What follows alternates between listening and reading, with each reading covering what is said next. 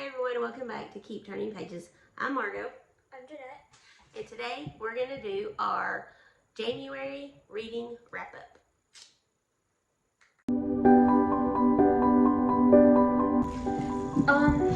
So I'm going first instead of her this time, so yeah. Anyways, so the first book that I read this month was The 21 Balloons by William Purdue Boyce. Something French. Yeah, he's French. Good for him. So this book is 180 pages, which equals to 10 chapters, 10 long chapters. One chapter could probably be chopped into 2 chapters, which means I read 20 chapters, so. Let's give you a round of applause. So the main character in this book is William Waterman Sherman. William Waterman Sherman was a professor, and he decides that he's going to make a ginormous balloon, okay, to travel around the Pacific or the Atlantic Ocean. I don't remember which one. And basically he's just trying to escape from the world in a giant house-like balloon, which is understandable. That sounds like fun until you die.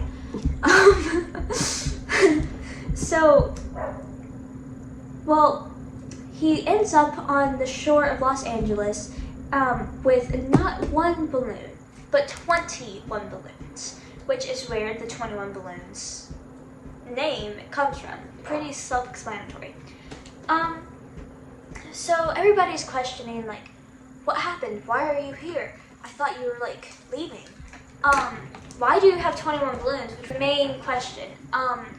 The mayor gets involved, everybody's going crazy, and Professor Waterman Sherman says, I will not tell my story to anyone unless I'm in the American Explorers Club in San Francisco. So the mayor says, okay, first you're gonna rest. Then I will give you all this stuff and bring you to San Francisco to tell your story. So he rests, he gets well, he goes to San Francisco. Everybody's throwing a big deal out of it, making balloons all down the street. Everything's going crazy. Everybody's going crazy over this. It's all over the news and the newspapers and everything. So when he finally gets in the Explorers Club, there's a bed, there's a bunch of like maids and stuff getting him water, getting him comfy, which, I mean, that's pretty nice. It's full of rotten. Yeah. So he tells his story, and everybody's shocked by it. One of the things in the book is the balloon buggy, which is what I believe the mayor and William Waterman Sherman was supposed to ride on. It's this couch, basically, with 2 small hot air balloons tied to the little chair rooms, yes. And it has 3 horses trotting in front with whatever the person that drives the horse is called. So it's basically a carriage, but with a couch and 2 balloons. Well, long story short, it doesn't work and they fall off the couch. So that's probably why this was never fully invented. Mm-hmm. And then another part which I thought was really interesting was the merry-go-round. So it's basically like a merry-go-round but in the air with hot air balloons, and it's cool. Let me find it. Right here. This is what it looks like. It's got like a bunch of hot air balloons, like a sailboat and everything. And it's like something for the kids to play on, but Waterman Sherman actually, I guess, lands on this island of Krakatoa before. This is when he's telling the story, and he says, I was flying in the air, then birds came, popped my balloon, and I fell on this island of Krakatoa, which was not suitable to live in because of the volcano, which is the volcano was still active and it was very dangerous. Well, Mr. F, which is a guy's name, finds him on the beach and says, "Here, I'll take care of you." So Mr. F is like his tour guide around the island, and the kids have like the specific time to play on the merry-go-round. And what Professor Wyman Sherman says, "Well, I want to see what this invention is." So he goes on it and has fun and gets a sunburn. So, yeah, I think this 21 Balloons was my favorite of this month, and I gave it 5 stars. It was a really good book. It is a fiction. Do you want It is a fiction. It's not technically a historical fiction, but it does talk about the great explosion of the volcano on Krakatoa, which is an event that actually happened in real life. So, yeah, 21 Balloons. It was a very good book. I started reading it with her as a read aloud. I think I only have like 3 chapters left to finish it. So it was very interesting and good read aloud, or good for a middle school child to read. I can't think of anything that was bad in it, but it's been a little while since I read it. Lots of adventures, lots of crazy inventions. So it's an interesting book. So my last January read, I only read 2 books in January, was it's a series, Sugar Creek Amish Mysteries, Blessings in Disguise by Nancy Mill. So let me jump in real quick. Okay. So this is a series. The Sugar Creek Amish Mysteries is a cozy mystery series. You can get it through Guidepost, and there are 30 books in the series, but not all the books are by the same author. There's multiple authors that write this series, but the whole series does follow the same characters. The main character in this book is Cheryl Copper, who goes to Ohio to run her Aunt Mitzi's shop. And it's in this Amish town, and Cheryl meets a lot of friends and maybe a love interest. Maybe. It's a mystery book, so it's definitely got mystery. Well, life seems good and calming in the town at this moment until something unexpected happens and a customer comes in, and there's a whole story behind it, which I'm not going to tell because I don't want to spoil the book. But they have a suspect card, and the suspects are 3 men, which are Howard, Tyler, and Archie.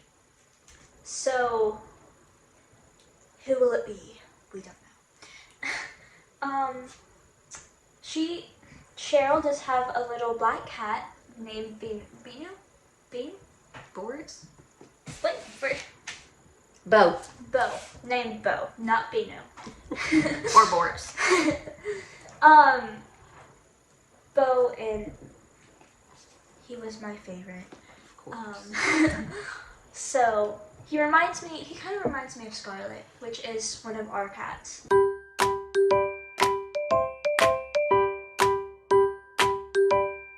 There are 22 chapters, which equals into, so there are 235 pages, which equal in 22 medium chapters. It's a very good book. I really enjoyed this book. Chapter 21 is where they're starting to figure the mystery out, and it's a lot of suspense, which I really liked. It made me just want to finish the book because I'm so close to the ending and there's a lot going on. And then in chapter 13, a very funny thing happens when she's trying to investigate Howard. I don't know if I can read you the whole thing because it's kind of long. Basically, she tells Howard is a bus driver, so she tells Howard, "Hey, I have something for you in my shop, which is across the street. It's raining, will you come with me, blah, blah, blah." So he gets soaked because she pretends to have a hurt ankle and falls. And then once she's inside, once Cheryl's inside, Cheryl says, "Here, let me get you a cup of coffee to warm you up." Well, she spills that cup of coffee on him, and yeah, it was just very funny to me. So, it was if I could imagine being in that state, being like, I have to figure this mystery out, no matter what cost. It's embarrassing, it's funny, it's probably gonna go in the town news. So, yeah, this book I gave a 4 out of 5. These two books were very close. I gave this one 5 stars because it had more interesting words. It was, I guess, more detailed in the writing style. This was also a very good book, and I liked it a lot. There's a lot of dialogue, which I do like when there's a lot of dialogue. That is my January wrap-up. Okay, so I'm just going to pipe in a little bit. It's been a little while since I've read this. I read the first 12, I believe, in the series. It's got great character development. You get invested in where the characters are going. If there is any romance, it's very light. Cheryl does have some flirtation throughout the series with one of the other main characters. It does follow her aunt's best friend in town, and this was in Sugar Creek, Ohio, I believe. So her aunt's best friend is an Amish lady who brings baked goods for the shop, and her name is Naomi, one of my favorite names. So it does follow Cheryl and Naomi and their friendship throughout the series. Each book is a different mystery that they get themselves involved in. Much to the sheriff's chagrin. He can't stand that they stay in the middle of everything and won't let him do his job. But but she always gets, they always have some little funnies and stuff like that. It's a very good book. I do recommend it for adults and middle grade. Very clean so far. The first 12 have been fine, and obviously I feel comfortable letting Jeanette read them. So, and if you So I'm going to do mine in order least to best. I read 8 books in the month of January, but I'm only going to review 4 of them. One of them I am going to shout out to a certain author. I want to have every once in a while on the page an author interview and talk about their books and how they got into writing. And so my first author will be Christensom Low, and he is an American author that lives in Korea with his wife and family, and he's been in Korea for several years. So he writes, the first book of his that I read was called She Was Gone. I read that in January, but I'm going to hold my review until I do the interview with the author. So that one's not in here. And then I also read 2 books in a trilogy, and I am going to do the review for the trilogy all at once after I read the 3rd book. So for right now, I just have 4 books to review for the month of January. My first book, and again, I also want to say I don't physically have any of these books. All of these books were ebooks. 3 of them, it was a trilogy by Joanna White, and she was a new to me, actually every book in January is a new to me author. So 3 of them are by Joanna White, and it is her Calamity's Hope series, which includes Volcano, Earthquake, and Wildfire. So Volcano is the first one in the series. Honestly, if I had not reached out to the author and spoken with her about reviewing her books and doing a reader's edit, I started with Volcano just so I would know what was going on. But had I not been doing Earthquake and had just read Volcano, I probably would not have continued the series. I gave the first book, Volcano, a 1 star. And that's just because the story is about Liam and Julia. Liam is Instagrammer, influencer, whatever you want to call him, and he does crazy wild things to get followers, and people follow him because he's crazy. So, but in his last video, he broke his leg, and he broke a major bone in his, I think his right leg, and he had to have a surgery right before he and his best friend Julia and some of his other influencer friends go on a trip to Hawaii. Now, Julia and he have been friends for a long time, and she is not thrilled with how many risks he takes. She wants him to calm it down some. She's worried about him getting hurt again, or getting hurt worse, or getting killed, but he is all about the adrenaline rush. So he knows that he might be limited in some of what he can do because of his leg being broken. So he reaches out to some other influencers, and they go to Hawaii so that they can help each other's pages get followers and whatnot. Julia always goes along for the ride. She is his camera person. She's also a photographer. She's trying to take some pictures for a competition she's entering, and she has family in Hawaii. So she is excited to go on this trip with him, and she thinks she has talked him out of some of his crazy ideas while he's there. She hasn't, but she thinks she has. So they go, and while they're there, because of some wildfires and stuff that have, or because of an earthquake that happened in California that has made the plates move, the volcanoes in Hawaii start to erupt while they're there. And so the book is mostly about them going on this adventure, trying to survive all these volcanic eruptions, and be able to get off the main island. The storyline was good. I enjoyed that part of it, but what I didn't like, I don't feel like they developed, like Joanna developed the characters and their relationship well. It kind of jumped into it. And then all of the activities that Liam was able to do after this major broken leg and surgery, he had a surgery 1 week before he went to Hawaii, and he's running around the island, he's carrying stuff, he's helping rescue everything, as if he doesn't have a broken leg. And it's just not realistic at all to me. So I didn't really enjoy that part. It was just too unrealistic to me. So I gave it 1 star. It was 197 pages. It is a Christian fiction. And like I said, I probably would not have continued the series, but I'm glad I did. So now we'll go to the next book in the series, which is Earthquake. And I gave it 3 stars.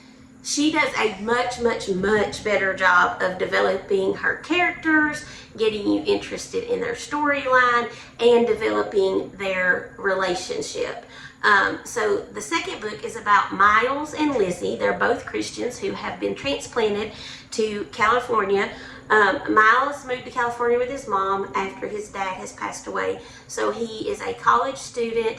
He works 2 jobs to try to help support him and his mom. And he's dealing with the grief of losing his dad. And Lizzie's family has moved to California because of her dad's job. And it's really hard for her because they owned a ranch in Montana, I believe. And she loved the ranch, she loved the horses, she loved the openness. And now they have all come to California to follow her dad for his job. But it's kind of split the family because she and her mom and her brother have to travel back and forth to the ranch because her mom helps her grandparents run the ranch. And so they're both dealing with their own like family dynamic stuff, dealing with being Christians in a very secular town, and they meet at a coffee shop. And then throughout the book, their relationship grows.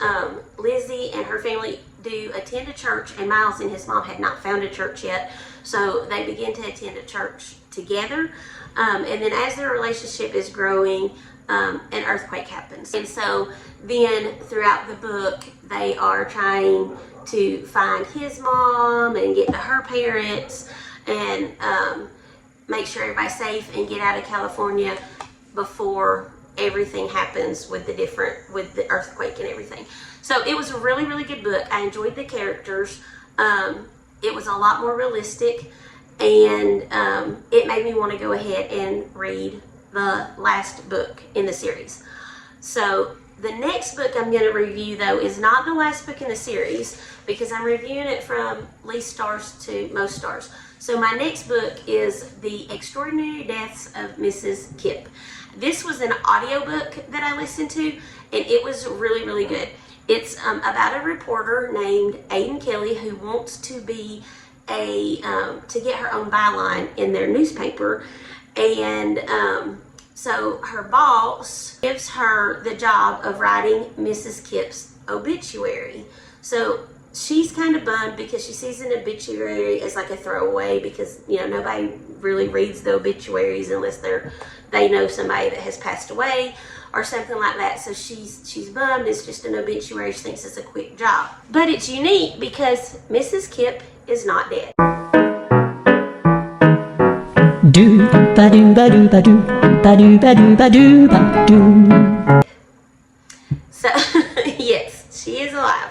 So Aiden's job is to go interview Mrs. Kip and write her obituary the way that Mrs. Kip would want it written. And in the process of this, Mrs. Kip is like, don't write about how I really die. That's boring. Let's think of ways that I could die, which is where we get the title, The Extraordinary Deaths of Mrs. Kip. So for every unique way that Mrs. Kip dies that Aiden can come up with, then Mrs. Kip will answer a personal question that Aiden has. And so I'm not going to give away why her boss gives her this assignment, but there is a reason why she's given this assignment. And throughout the interview process, her and Aiden and Mrs. Kip become friends. And Mrs. Kip's story comes out, and she was an extraordinary woman and did a lot of things. It is a fiction book, but it was really interesting. Mrs. Kip is a hoot and is funny. Some possible trigger warnings. Mrs. Kip is in a hospice care home, and there are people in the hospice care home that do pass away. So you might want to be aware of that. It could be a trigger warning for that. But it was definitely a very good book. I enjoyed listening to the audio, and I would recommend it. It is a 10-hour and 29-minute audio, unless you listen to it on a faster speed, if you can handle that. And then my last book of the month was Wildfire by Joanna White. And this is why I say I am so glad that I stayed with the author and with the series, because this was a 5-star read for me. This book is about Andrew and Natalie. It is about Andrew and Natalie.